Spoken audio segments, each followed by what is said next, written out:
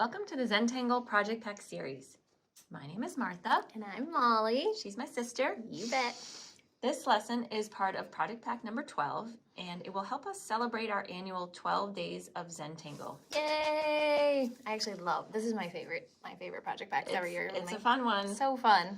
And this year's theme is Zentangle Renaissance. Another favorite. We'll be working with the materials that you will find in your Project Pack number 12 envelopes. Project packs are available from some of our certified Zentangle teachers and, of course, on Zentangle.com. But if you don't have a project pack, we always encourage folks to follow along with these lessons with whatever materials that you might have at home. We mean that. Get creative. Do whatever you can. Use what you got. We'll have fun. It'll come out amazing, yes, I'm sure. Totally. So we recommend watching the introduction to this series first, and that'll give you a little bit of background about the Zentangle Renaissance. But the rest of these project pack videos can be viewed in any order, so have fun with them. Choose which ones you want to go through with, and maybe some that you want to revisit later, and that's fine too. Today we are going to be working on a phi tile, which I'm super pumped about. So the phi tile is included in the tiles in the project pack envelope. This is our newest tile. It is, so yeah. It might be the first time some of you are working on it. If you want to explore more phi tiles, our previous project pack 11 really goes into that. Inside the tools, we are using all these items from the tool envelope: the black micron, brown micron, the white jelly roll, 3 pencils, a white graphite and a brown pastel pencil. So 3 tortillons as well. And 3 tortillons for those pencils. So those items you want to have out. So let's get started. What do you think? Yes, Phi tiles are a little bit bigger than your average tile, so it does take a little bit longer. And Renaissance tends to take a little bit longer because it's all about layers. So just be patient and take your time. It might take you a few tangling sessions to get through these tiles, but enjoy it. Don't try to rush through them. You can rewatch the videos and all that fun stuff. Yeah, don't get too caught up in the line you're drawing as well. It's like, this is a real process, and every time we start something new, have faith in what you can do and all that's to come. Exactly. So whenever I start tangling, I do like to go through that whole process of gratitude and appreciation. Maybe a few deep breaths, maybe a pause, maybe a gentle closing of the eyes. Whatever it is that you need to do to begin your practice, I always recommend that little moment for yourself. So once you have your tile and your pencils and tools all ready to go, we are going to be working on this beautiful phi tile, and I am going to put down a really, really simple string. And what I'm going to do is I want to create kind of a big oval right here, and I'm going to explain why.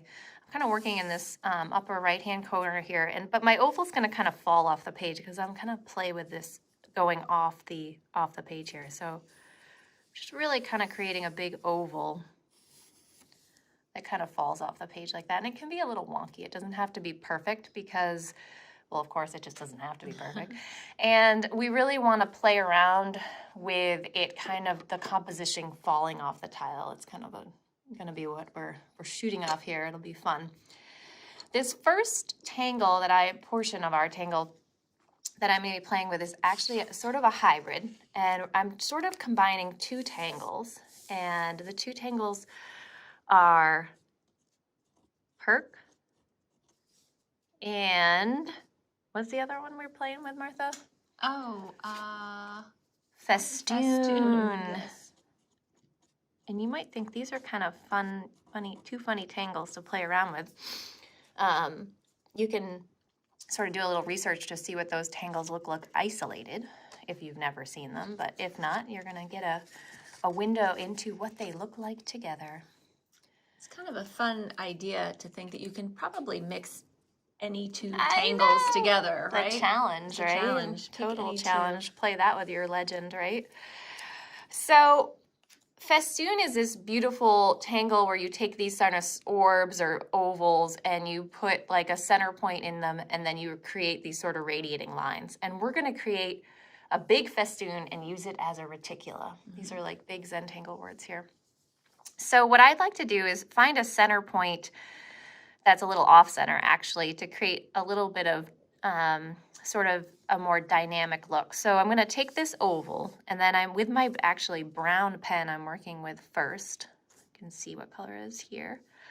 Working with my brown pen first. And I'm going to just locate sort of this little off-center spot towards the bottom, and I'm going to put a little kind of mark there. And now I'm going to start creating a series of radiating lines, but I'm going to add a little bit of character to them so you can kind of see what I'm thinking here. You can watch along for a little bit first, and then when you get the idea, you can follow along. So I'm going to create a series of these radiating lines. And as I get towards the top here, they're not arcing as much. In fact, I'm going to start to arc it in the other direction, just slightly. All right, it almost looks like maybe a circus tent. And it's just, instead of creating straight lines radiating from the center, we've created this just a very subtle change to create a little bit of illusion. They don't all have to be. So that's actually kind of cool as is, right? It's just kind of this neat little... So that is actually kind of like what festoon looks like, is sort of this orb with these radiating lines. But when we usually draw a festoon, we have a lot of tiny ones filling a space. But this is a bigger one, and we're using it as a reticula, which is really fun. Now we're going to add the perk. Perk is this beautiful tangle that has sort of these roadways we create, or I don't know, what would you call them? Like hallways, channels. We fill with orbs and kind of smush them together. So that's what we're going to do now. We're going to use these beautiful sort of channels or sections to fill with orbs, and I'm going to show you how I'm going to do that now. So I'm going to start from the center, tiny little orbs, and then I'm going to kind of smush them into these channels, or each one sort of slightly falling behind the one I previously drew. I want you to notice what she's doing. She's not drawing, the only full orb she drew was the first one, and the rest of them are almost three-sided, if you will. They don't have a beginning. Right. So maybe... And then I'm just gonna gently, and some people have different, some people like to put in all their orbs and then ink in the spaces. I'm gonna do it kind of as I go, break up the steps. All right, let's do this next one. Again, smushing them right into that space, turning your tile as you work, breathing. And these are orbs. I don't know if you've ever heard us talk about this before, but we rarely use the word circle because we kind of don't want to get hung up on them having to be perfect. We just want to sort of explore how we can create sort of these round organic shapes. Just focusing on that one line and then pausing and moving on to the next.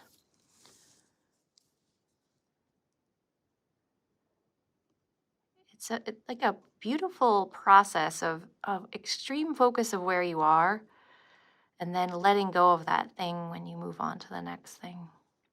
So now I'm getting to these ends where my orbs are kind of overflowing that pencil line, and that's okay. We kind of want to play with that fun illusion there. So be freeing when you get to the end there to go right over that pencil line. That's fine.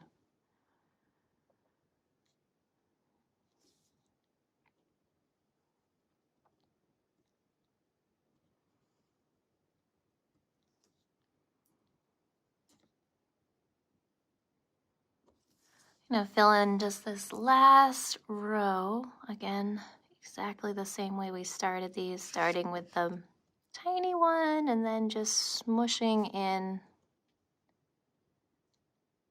one orb at a time.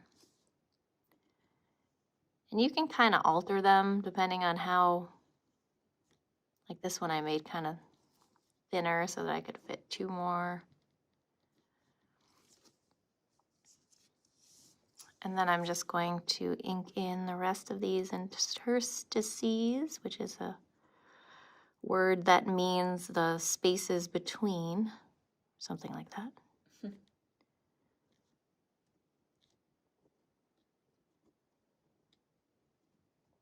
Just taking your time with this inking in, because it really makes the orbs pop out, that process of adding the dark behind it. And it doesn't take much. The brown pen just like sinks into it. And I don't know if you noticed, but the spaces up at the top, I kind of created a more little like rounded, kind of inked it in by adding this sort of bridge, little rounded bridge.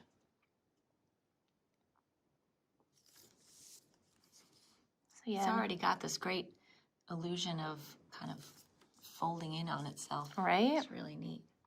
We haven't even shaded it yet. So just going back to catch the ones I hadn't done yet.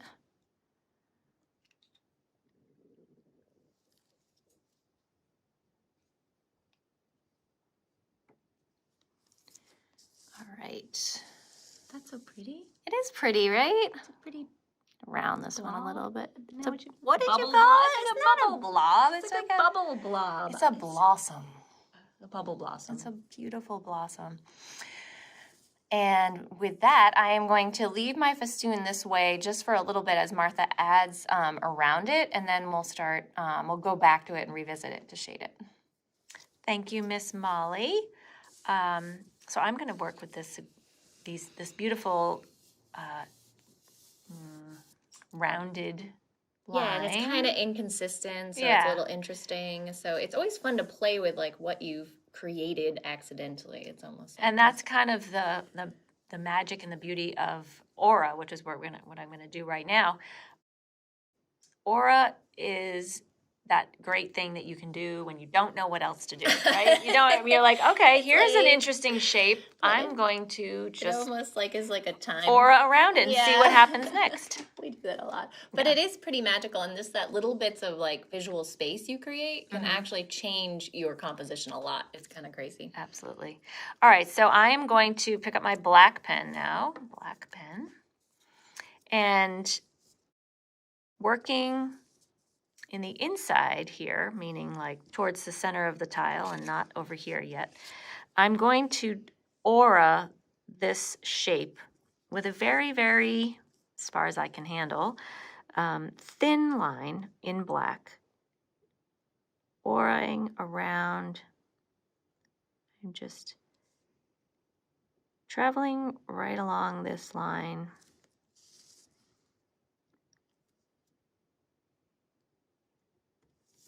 Going slowly and deliberately.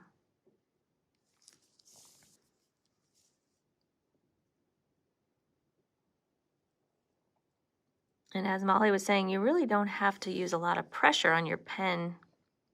This paper is very absorbent. All right, so that's our first aura line. And now I'll complete it down here as well. And you see how even with just these simple strokes, I'm turning my tile so that my hand is always comfortable. So here I have, these sort of valleys and peaks, and I'm going to play along with that prompt, if you will, and I'm going to draw some lines. And if you'd like to watch me first, and I'm going to draw lines coming out of all of the valleys. So every time we have a little divot here. And it's subtle, but you can kind of find it. Yeah. So the thing I want to do with my lines is to give them some interest, and I'm going to do that by drawing a line like this in this valley. And then when I come to my next valley, I'm going to draw a longer line, or just a line of a different length. And each time I come to a valley, I'm going to kind of alternate long and short. I understand it might seem a little strange, but work with me here. We're kind of building something to decorate this beautiful blossom, as Molly called it. I guess there's one more over here, a long one right here. All right, so now from here, you know what? I'm going to draw a line to connect where all of these end. And it's going to create a border, if you will. Just like a subtle curve, right? Yeah, like right. So I'm just going to create an interesting line. Right, they're not perfectly straight. It's almost like connect the dots.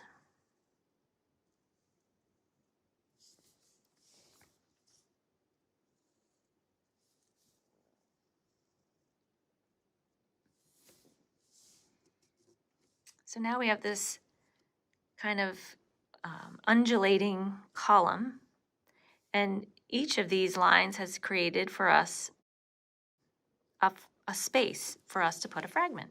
basically like a small grid. Like right? a grid, border, yeah. So instead of filling the insides, we're going to actually build off of each one of these lines that we put in.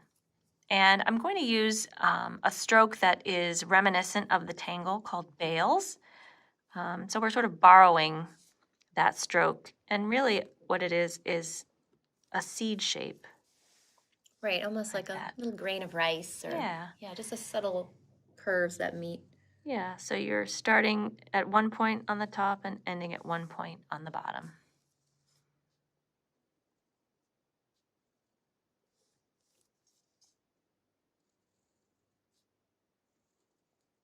To me now they're looking a little bit like surfboards. There's a lot of surfboards going on in my house lately.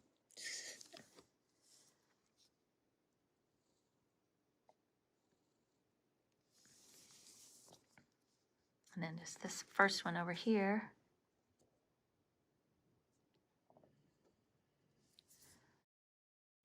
And then in these seed shapes that we've just drawn, I'm going to add just some orbs to decorate them.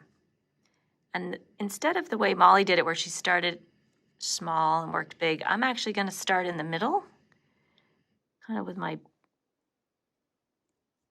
largest orb there. And then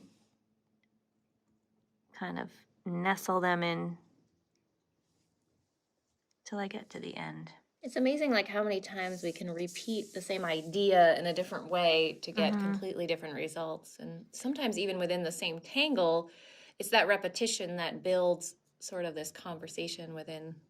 Yeah, and it's something that sort of, I don't know, it's resonant of what's going on over here. It's a little bit different. It's a similar stroke. And so I'm going to fill all of these little needly shapes.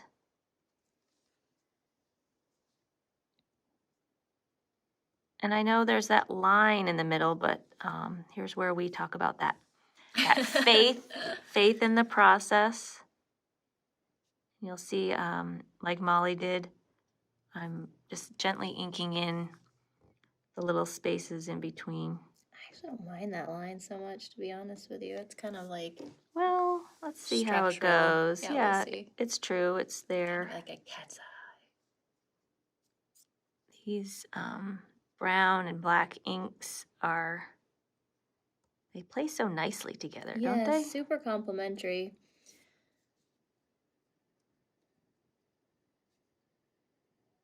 It's a nice palette, like it works well with the whites and the little graphite. That's the word I was looking for.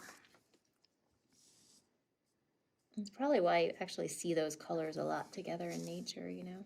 Animal furs are like combinations of browns and blacks. And here's this last one here.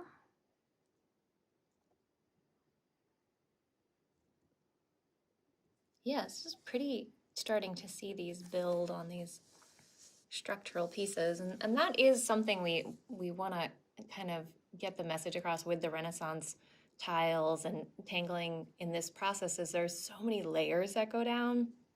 And there's something to be said about all those layers as you're working and sort of trusting that process and working through and kind of chipping away at something bigger.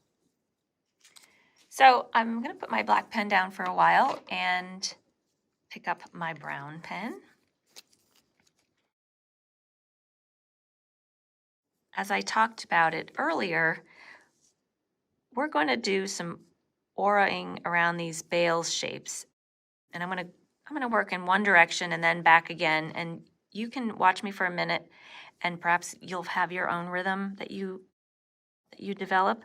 But basically, with the brown pen, I'm going to go in and I'm going to continue this aura just like I did with the black. Each seed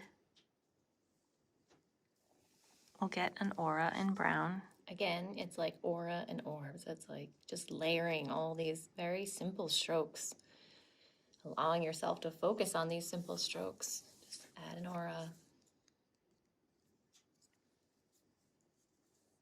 It's a real testimony to the fact that Zentangle really doesn't need to be complicated.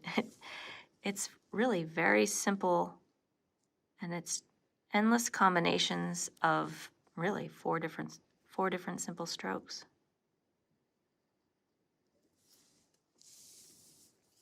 So I've done that brown aura once, and you guessed it, we're just going to keep going until these strokes touch. And I'm aiming to have that space between my auras relatively similar. It's not always going to be exact. And we're just going to keep going. So you'll see how some of them are already touching, and I'll kind of let those be and maybe just add a few more extra strokes where it's needed until they touch like that.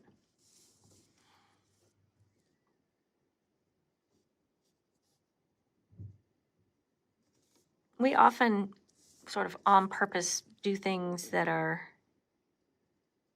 not symmetrical or not perfectly metered because it's that gentle humanness that is created when things aren't measured with a ruler. It's nice though. Yeah, pretty great. All right, so you can see something kind of developing here. Maybe I'll add one more over here.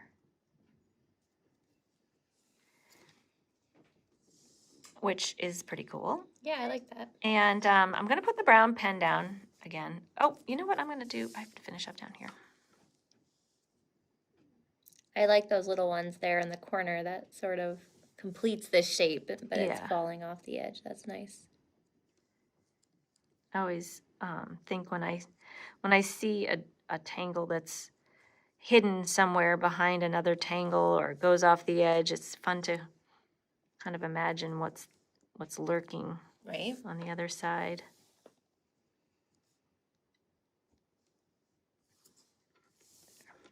Beautiful. All right, so with my black pen again, I'm going to, you guessed it, draw an aura.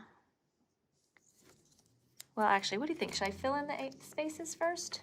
Yeah, I mean, it's kind of, you're kind of just filling that space with the black, so it's not quite an aura, it's kind of like an outline. Yeah. And then... Yeah. So maybe what, I'm seeing these little corners here, and I think what I'll do is add a little, we call it drama. Right.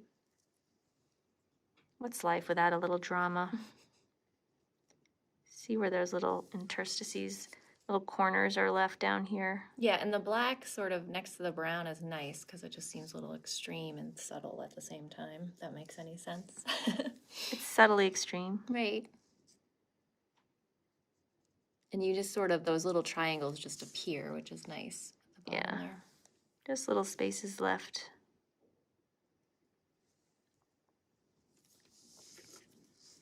And then fill in these top areas too. So here's where we get. And just take your time. Everyone has their own sort of pen stroke that gives their filling in its own little character. Yeah, I love that detail when you kind of add a little bit to the top and it sort of gives an illusion of, yeah, that just little subtle bump. Remember to take a nice deep breath. Right? So much focus.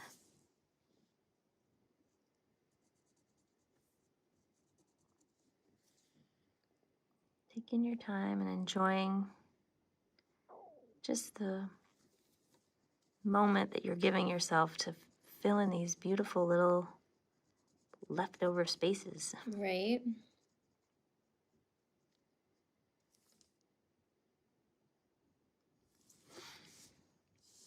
All right.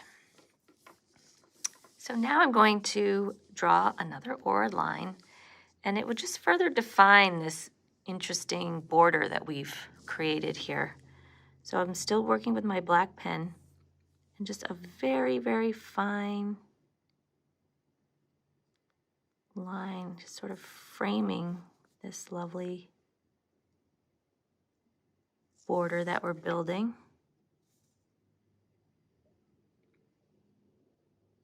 Just a light touch on my pen.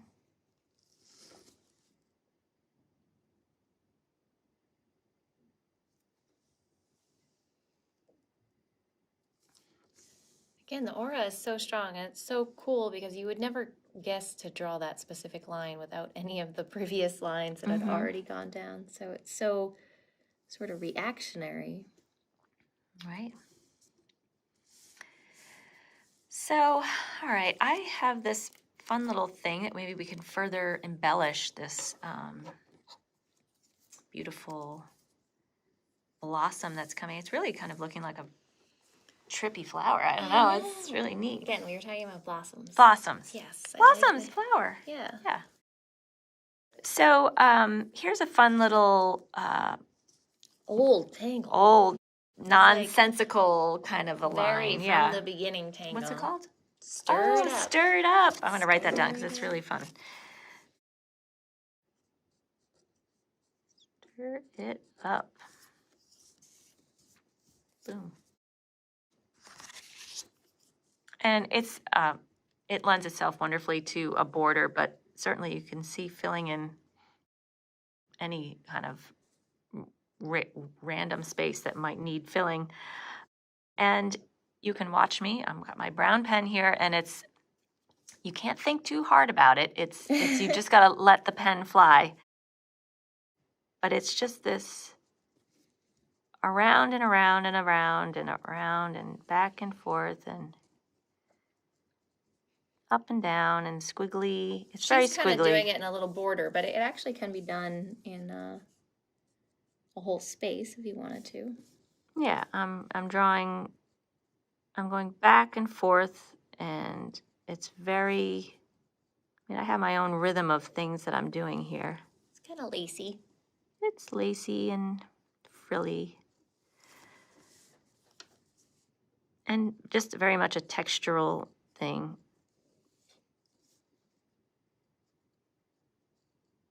Some of it's loopy, some of it's not. I'm trying to keep within a certain height, if you will. And I have a very light touch on my pen.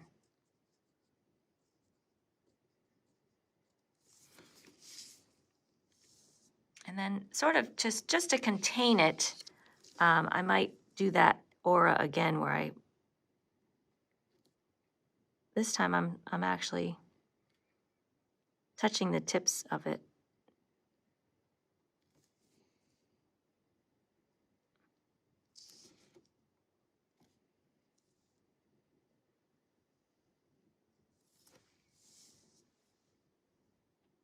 it.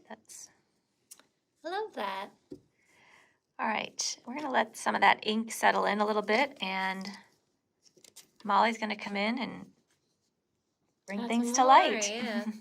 Alrighty, so I am going to add a little bit of jelly roll to this composition before we start shading.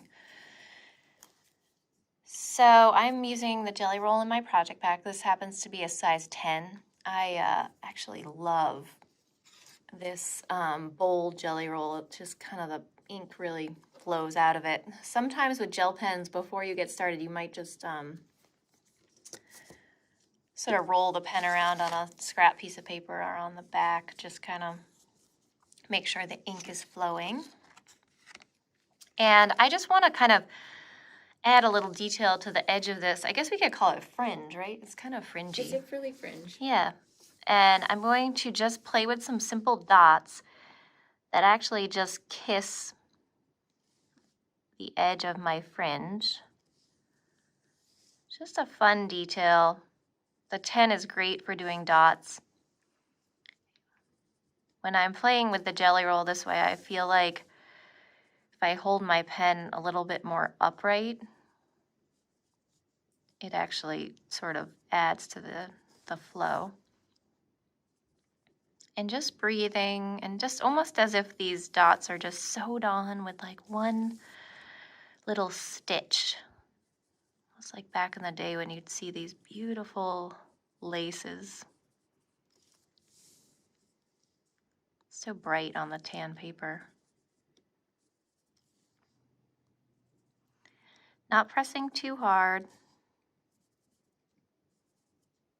The jelly roll doesn't like that. No, it actually doesn't. None of the pens do. Yeah. But that takes time, so give yourself a little bit of room for that exploring your pen pressure, because it takes sometimes a lot of our stresses come out on our pens, and little by little you'll loosen up on your grip and your pen pressure will change, but you just gotta take it on a little bit at a time, reminding yourself each time.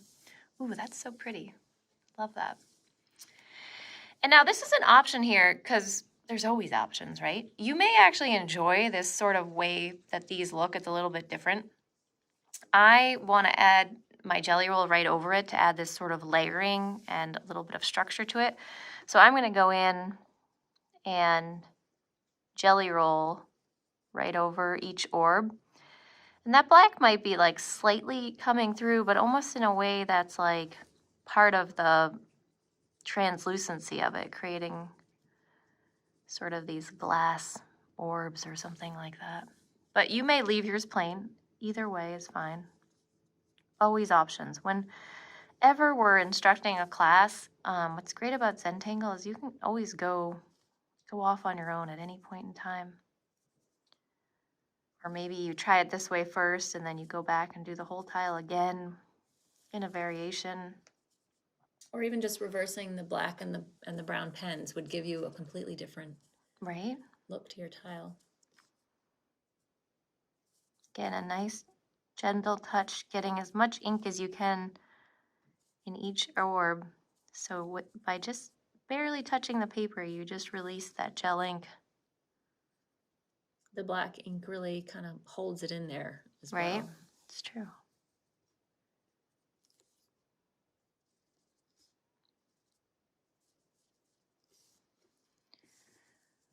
All right, so we're going to get ready for shading, but you certainly are going to want to make sure that all that gel ink is dried before we move on.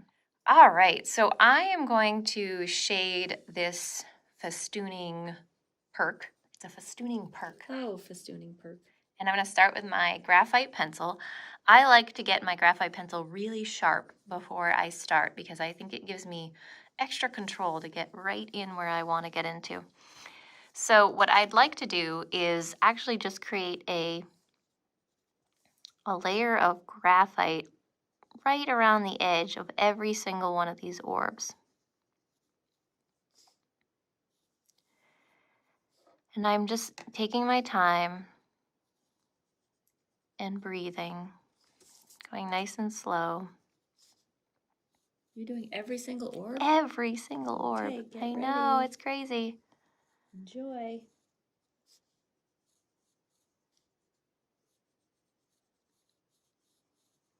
all about the process. Oh, you're going to be so psyched, though, when you see what this looks like when you do that. So nice and slow, again, with a nice sharp pencil. I'm still using the edge of my pencil, not quite, I'm not putting like it straight down. I'm using it right on the soft edge so I don't get any sharp sort of creases in my paper. I'm just softly putting a dark.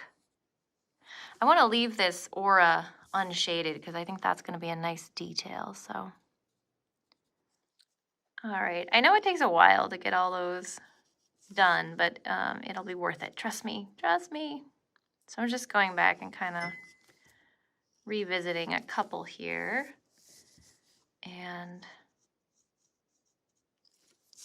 the great thing about graphite, I always say this, is you can always go back and add more if it wasn't dark enough. So now I'm going to take my tortillon that I've been using for graphite, and I'm just going to softly go over each of those. I'm just going over it quick. It doesn't take much. Just to soften sort of the stroke lines. This middle part, they're so tiny, it's different, but once they get out here, you want to leave the middle because we're going to play with that in a second. So just getting the graphite sort of into the paper's fibers. Kind of want to avoid anywhere there's pen because that's where the paper can get a little aggravated. Yes, paper gets aggravated too. Just take your time. Don't get caught up in any of the sort of left behind pencil lines. Everything starts to sort of come together at this point. We're slowly adding in these darker areas. We talked about that sort of dark and light, and sort of trying to make the dimension come out in these tangles. And orbs are just beautiful to kind of play with that idea with. That, I don't even know if this is a word, but the orbness of them comes out even more when you add that. Orbness. When you start adding the dark and the light, there becomes other shapes to them, you know. Right. They're not just an egg shape or a and oval just shape. Yeah, just by adding the dark, you start to see the highlights, right? So we're just playing with that to start off with. Now I'm going to tap into my fairy godmother ishness and use my magic wand. I always call my General's charcoal white a magic wand because I think it kind of is like that. It's my favorite tool. I know I say that a lot, but it is definitely. Well, it's my magic wand too. It's not just your I magic know. wand. Well, this one's mine. All right, so we're going to go into these orbs and we are going to add I usually, again, like a sharp pencil, I use the side of the wand or the side of the pencil, and it's so nice and soft. There you can just see one of them. And I'm really just kind of almost doing that whole section that doesn't have graphite in it. And you can always go back and add more graphite around the white if you want to, but and I'm not going to go all the way in here because I'm going to probably add some graphite to that center part. So I'm going to go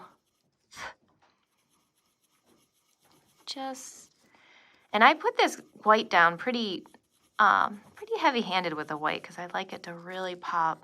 These are so beautiful. Oh, I love that. Just look at the difference already. They've come alive. Right? You can wear away your charcoal pencil pretty fast, so you might want to keep a sharpener handy.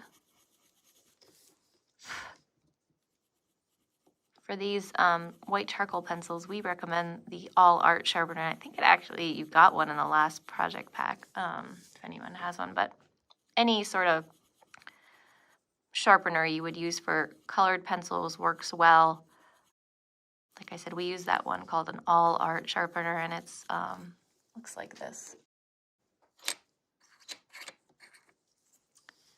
And it has just the right, I think you call it a bevel, to prevent it from breakage, because they are a little bit more fragile. And like this evolution of everything we've put down is starting to sort of come together here. With this new set of tools, if you will, I mean, I don't mean the pens and whatnot, although that certainly helps, but now you have this idea of approaching a tile. You could even take a tile that you've done a few months ago that you did in black ink and approach it in a different way and say, what if I did this tangle to tangle combination with black and brown on a Renaissance tile, and then totally added that graphite, and then added the white charcoal, and then embellished with white jelly roll. Like, what would happen to those tangles? Take the ideas from an old tile and then redo it on a tan tile. Love that idea. That's awesome. I mean, chances are you wouldn't do it exactly the same, so it would be a whole new creation, and it would just be inspired from something that you had already done. But it's a great way to get started. Like if you don't even, you're trying to figure out what to do. Love that idea. So when I'm working with my Renaissance, I often, I go back and forth a lot creating my layers.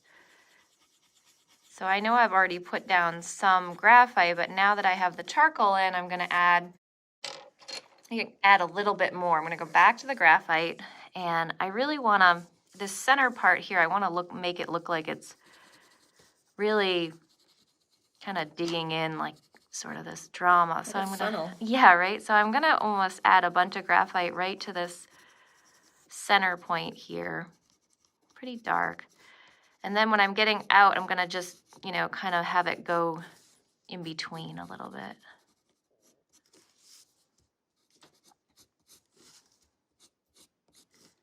Kind of radiating out.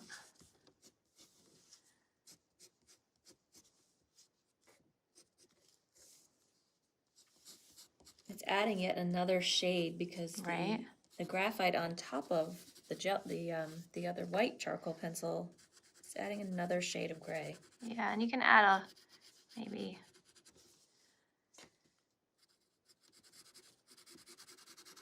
just by going over the edges here.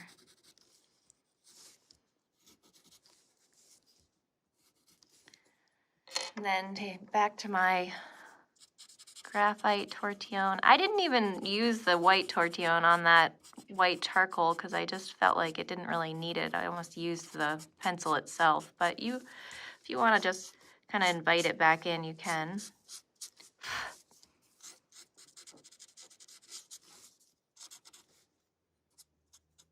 Nice and gentle. Don't want to overwork the paper, so just kind of. And then this one detail I like, some people don't like it, but I'm gonna just do this one more thing where I kind of go back over right up the middle with a white pencil. And it's subtle, but it kind of creates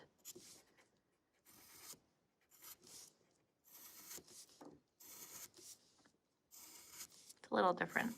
Kind of just one stroke right up the middle. So many layers here. Kind of ties it all together a little bit. That's awesome. I love it. Maybe a couple little darkness right at the edges here.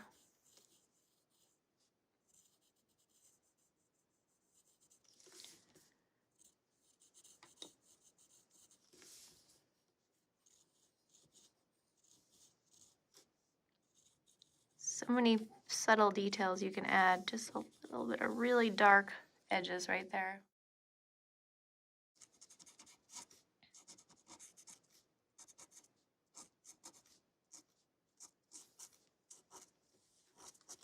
What do you think, Martha? Is that a festooning perk or what? It is actually awesome. All right, up next, bales. Here we go. All right. I can't even believe how gorgeous this is coming out so far. I'm going to sharpen this white charcoal for you. Oh, thank you. It's nice to have an assistant. Scalpel. I am going to start with the graphite pencil here, my little Zentangle pencil.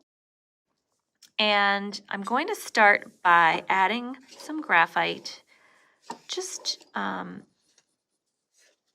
the top and bottom edges of these little, I don't know, seeds, if you will. Yeah, we keep referencing bales, although Yeah. it doesn't really look like anything like I bales. know. But it's the same shape. It's the same stroke, yeah. And so you'll see I'm adding some graphite. I'm kind of staying away from that beautiful white jelly roll. I don't want to muck that up too much. But I'm going to add it to the top and bottom of these seeds. Again, I'm really being careful not to get any graphite in this, space right here that we created with our aura. Yeah, and because it's a tiny space, you also don't want to graphite the whole thing. So you're trying to preserve some of that. Yeah, I've got other work to do in here, so I'm just doing a little bit, and then I'm going to add some other stuff. There is more work to be done.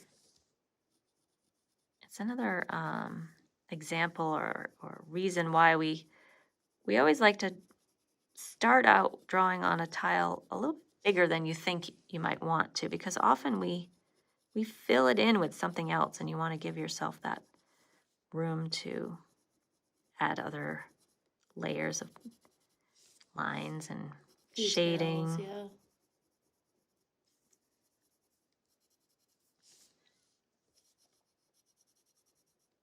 These little pencils are perfect to kind of hold in your hand.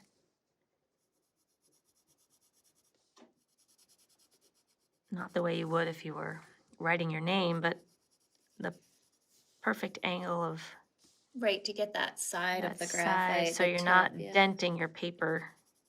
This allows it to blend so much easier. Now, before I use my tortillon, I'm actually going to grab this beautiful rusty brown chalky pastel pencil that came in your pack. I know. I actually love this It's pencil. very sharp. Oh yeah, I got that really sharp. Yeah. Yeah. I like how it sort of brings this sort of antique feeling to it. It's Yeah, so I'm going to then add another layer of color here, and I want you to see how I've left this center area with no pencil on it so far. And I'm almost using it a little bit overlapping on the graphite. One will merge into the other. In fact, I'll show you what I'm intending here, and then you can kind of work at your own pace. Because I have both dark and color, it's really doesn't matter which one you use at this point. You just don't want to use the one You that just don't want to use white. for white. So I'm gently sort of drawing it towards the center. I'm not really muddying it. I'm just inviting it into the paper, again, leaving that center area. And then with the white charcoal, I'm going to come into that space.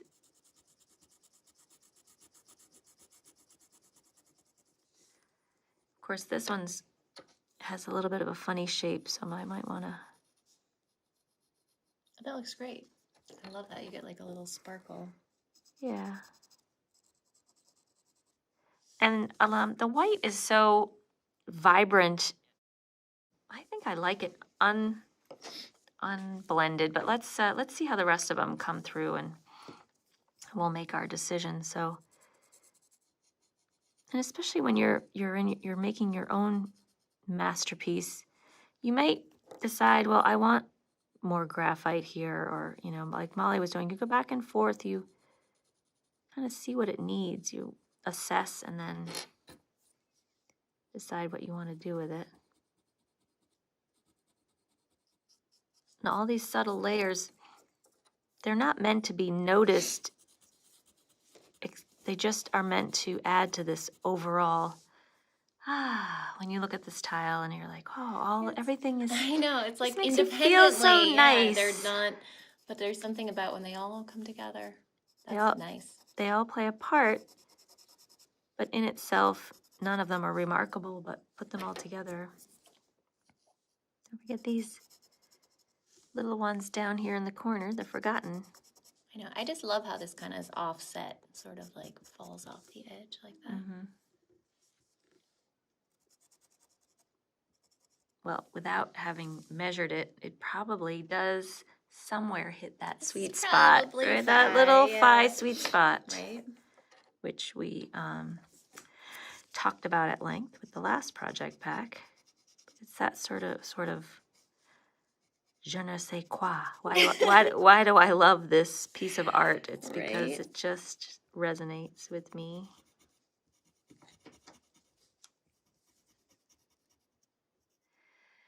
I think the only thing I'm seeing right now is maybe just to add a little bit of, back with my graphite pencil, just a little. Oh yeah, that's this a nice is basically to detail. Just to actually bring out that empty space. So that's sometimes we use shading in Zentangle to point out where there is no ink or shade or darkness. We use it to emphasize what isn't there. I'm just doing a fine, soft line right along that black edge.